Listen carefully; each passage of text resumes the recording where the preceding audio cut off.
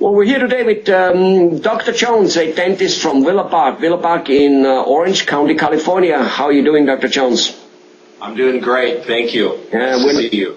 Yeah, we're not too far apart here, actually, only about, 100 miles or so, and the sun is shining where I am. What about you down there? Is it shining too? It's a beautiful, warm day today, about 85. Yes, beautiful. Exactly. Perfect. So, Dr. Jones, I have a question here. You're a dentist, and most of us people who are not dentists, we sometimes, on one hand, sometimes we think a dentist is a dentist is a dentist, and then we usually find out that that's not quite true, or we already know that a dentist isn't a dentist.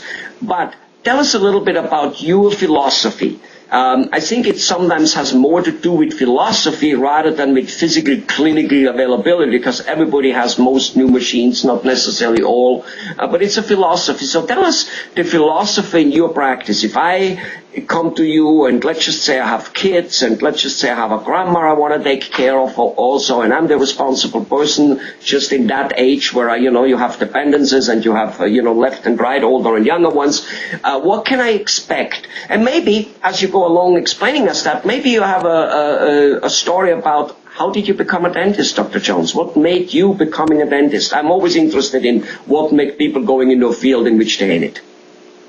Well, thank you for asking.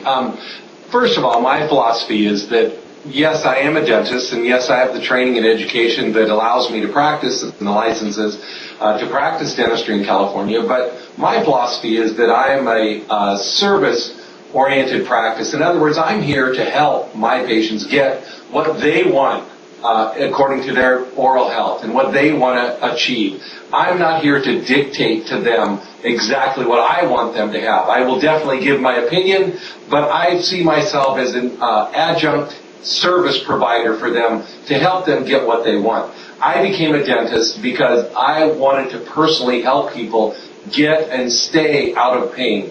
I have personally experienced severe tooth pain, and I know how personal that is. And I became a dentist so I could help people avoid that. And if they happen to find themselves in that situation, to be able to correct that for them and to take them out of that pain. Got it. Oh, wonderful. So let me ask you.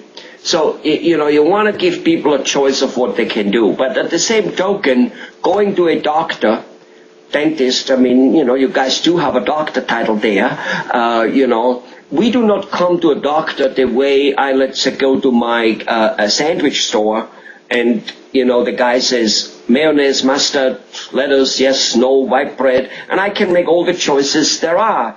Having a hard time making them, frankly, but I don't think dentistry is quite that way in terms of like choices. I'm sure there are certain things you need to push the people in and say this is what you need. Am I right there? Exactly. In fact, you used the term doctor. Actually, the term doctor comes from the Latin word that we use for doctrine, and that means a teacher. We're teaching something, and so most of all, as a doctor, I feel like I'm teaching my patients. I'm teaching them what the best is for their overall health, and not necessarily the best for the next 2 or 3 months, but what about the next 20 or 30 years of their life? And if they happen to be older and they want to not proceed with maybe recommended dentistry, people are living longer and longer, and the last thing they need is for a mouth problem or a tooth problem, so they can't eat and they can't give themselves the nutrition that they need to continue their life as healthy as possible. So yes, I do see my role as a teacher to teach them what is the best for them and what overall is going to give them the highest rate of success for healthy living.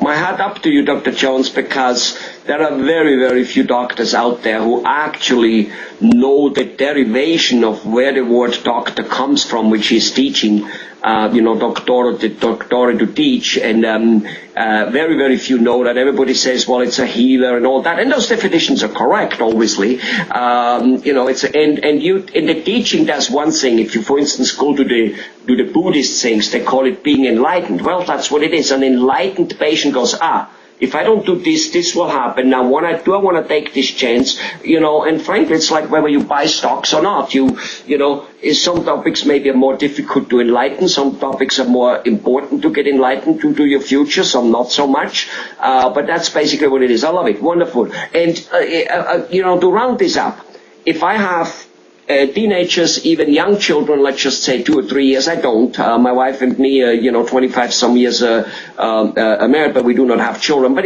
anyway, so let's just say somebody has children, somebody has a grandparents. Do they all fit into your practice? Are you doing dentures? Are you doing implants? Absolutely. Are you seeing 2 or 3-year-olds? Absolutely. Are you seeing 2 or 3-year-old children?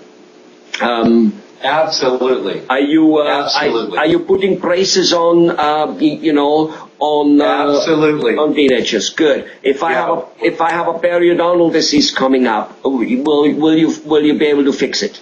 Absolutely. Yes, we're a full service general dental office, restorative, cosmetic, periodontics, Invisalign braces for the whole family. We see many generations. In fact, we have a family that's 4 generations. They come to us, the grandparents, the parents, the kids, and now the kids' kids are coming to us. I've been a dentist in Orange County now for over 25 years, and the families that I've had the opportunity to know and to help stay healthy as far as their mouth is concerned, it's just been very rewarding for me. And then for them to bring their kids and for their kids to bring their kids, it is very rewarding to me. Wonderful. Also a very unusual thing for people to live so together. Both my wife and me, our families are so scattered over. There are no 3 generations in reaching time at all. But that's wonderful. Yeah, that's very rare. Yeah, that's great. It must be rewarding to have a little girl growing up, pulling her first tooth, put her braces on maybe, and next thing you know is tell her what she needs to do to stay healthy so her baby gets healthy, and then next thing do the same for her baby. That must be something. Well, wonderful. All of that. Wonderful. Dr. Jones, thanks for letting us know, and we're going to talk a little bit more about specific issue, be it periodontal disease, be it all kinds of things, and see what people can do there. So let's do some teaching and some enlightening to your patients who maybe not even yet had the pleasure of coming to you. Thank you very much. It'd be my pleasure.